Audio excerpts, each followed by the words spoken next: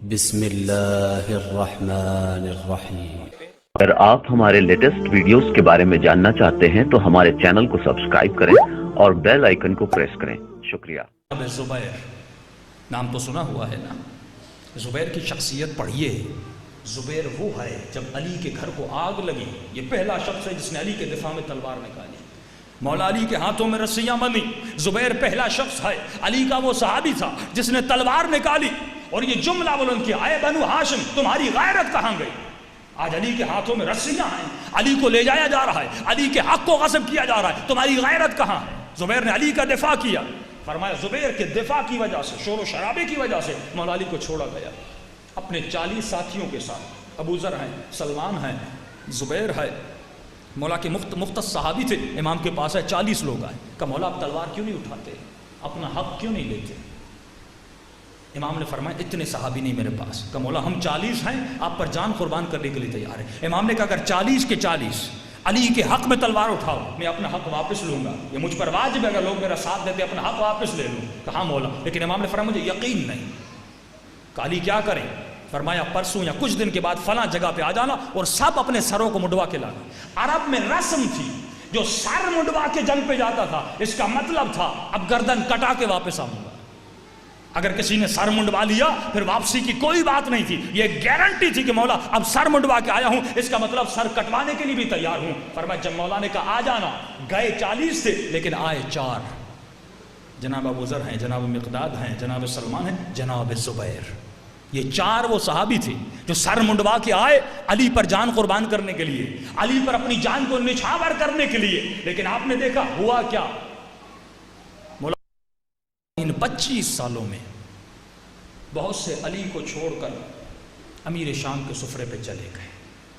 ان 25 سالوں میں جنہوں نے علی کا ساتھ دیا تھا، جو تقویٰ کا دعویٰ کرتے تھے، فرمایا علی کو چھوڑ کے چلے گئے۔ 25 سال کے بعد زبیر بہت مالدار بنا، مدینے میں 4 گھر تھے، مصر میں 2 گھر تھے، لاکھوں ہزاروں درہم کی ملکیت زبیر کے پاس تھی۔ جب مولا خلافت پر پہنچے، مولا نے خطبہ دیا، نہج البلاغہ میں موجود ہے کہ میں پہلی خلافتوں کا بھی حساب لوں گا، جس نے اگر مال بیت المال سے 1 سکہ بھی اٹھایا ہے، علی وہ سکہ اس کی حلقوم سے نکالے گا اور غریبوں تک ان کا مال پہنچائے گا جیسے ان کو پہنچا۔ ارے علی تو بڑا زبردست علالت کرنے والے ہیں، ہم سے سارا پیسہ لوٹ لیا جائے گا۔ انہوں نے علی کو پیغام بھیجا، پہلا پیغام بھیجا، اے علی ہم نے تمہاری حمایت کی ہے، جبکہ ہم جانتے ہیں تم نے ہمارے آبا و اجداد کو مارا ہے۔ دوسری بات، ہماری شرط یہ ہے کہ تم عثمان کے قاتلوں کو پکڑو گے اور ہمارے حوالے کرو گے اور سزا دو گے۔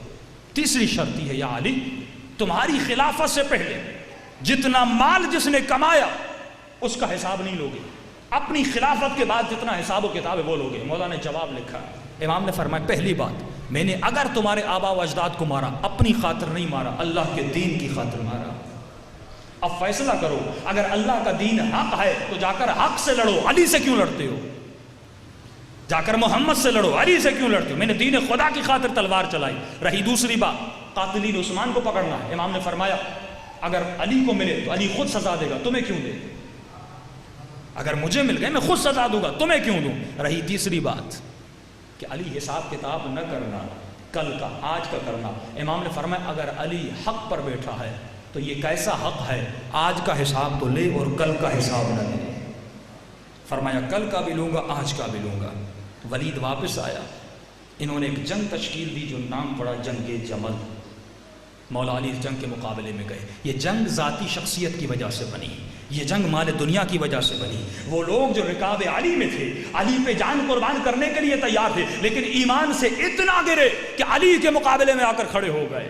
یہی جنگ جمل ہے، مولا علی جنگ جمل میں جاتے ہیں، سب سے پہلے میدان میں میرے آقا علی ابن ابی طالب جاتے ہیں۔ مولا نے تلوار کو نیام میں ڈالا ہوا ہے، یعنی لڑنے کے ارادے سے نہیں جا رہے۔ ایک مرتبہ وسط میں میدان جنگ میں کھڑے ہو کر کہتے ہیں یا ابا عبداللہ، علی کے قریب آ۔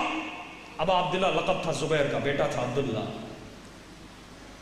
جناب عائشہ نے کہا زبیر تمہاری خیر نہیں، تو علی کے مقابلے میں جا رہا ہے، جو علی سے لڑنے گیا آج تک بچا نہیں۔ زبیر نے کہا نہیں، علی لڑنے نہیں آئے، تلوار نیام میں ہے، مجھے نام سے نہیں پکارا، لقب سے پکارا ہے، علی کچھ پیغام دینا چاہتے ہیں، میں علی کو آپ سے بہتر جانتا ہوں۔ ایک مرتبہ زبیر میدان جنگ میں آتا ہے، مولا علی ایک جملہ فرماتے زبیر آج سے 30-40 سال پہلے تجھے یاد ہے نبی کی محفل میں بیٹھے تھے تو میرے چہرے کی طرف مسکرا کر دیکھ رہا تھا. نبی نے پوچھا تھا زبیر کیا علی سے پیار کرتے ہو؟ تو نے کہا تھا یا رسول اللہ علی سے پیار کیسے نہ کروں، علی میرا رشتہ دار ہے. زبیر کی ماں علی کی پھپھو تھی، رسول خدا کا پھپھو تھی، ایک طرح سے رشتے میں کزن تھے. فرمایا یا رسول اللہ کیسے پیار نہ کروں، علی میرا رشتہ دار ہے. یا رسول اللہ کیسے پیار نہ کروں؟ آپ نے خود فرمایا النظر الی وجہ علی عبادہ، علی کے چہرے کو دیکھنا عبادت ہے. فرمایا زبیر پھر یاد ہے میرے نبی نے کیا کہا تھا، زبیر وہ وقت یاد رکھنا جب علی پہ ظلم ہو رہا ہو تو علی کا ساتھ دینا، ظالموں کا ساتھ نہیں دینا. اس وقت تو نے کہا تھا یا رسول اللہ کیا یہ ہو سکتا ہے، کیا یہ ممکن ہے میں علی سے لڑوں؟ نبی نے خاموشی اختیار کی تھی، اتنا سننا تھا. زبیر نے سر کو جھکایا، مولا سے کوئی گفتگو نہیں کی، واپس چلا گیا. اب زبیر کا موڈ نہیں تھا لڑنے کا. بیٹے نے کہا بابا ڈر گئے علی سے؟ کہا علی سے نہیں ڈرا، نبی کے فرمان سے ڈر گیا. زبیر لشکر سے واپس گیا، مولا کے لشکر سے.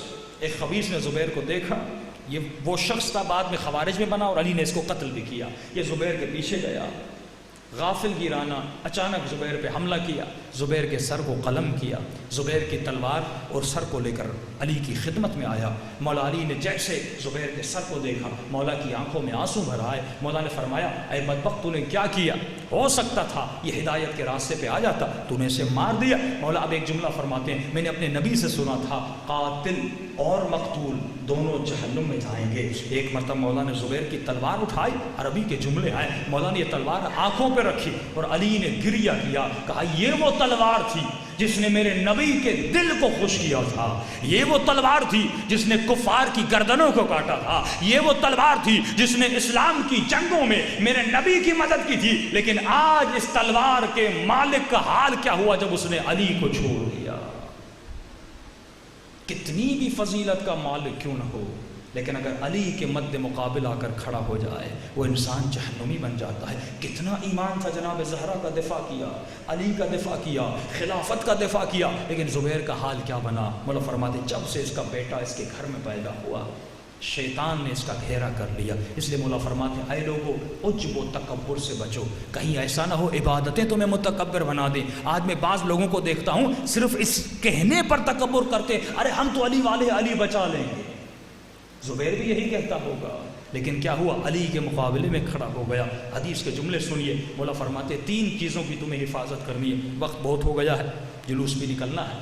مولا فرماتے 3 چیزوں کی حفاظت کرنا. اذا كنت في الصلاة فاحفظ قلبك، اے مومن جب نماز کی حالت میں کھڑے ہو جاؤ تو اپنے دل کی حفاظت کرنا. یہ دل سب سے اہم ہے.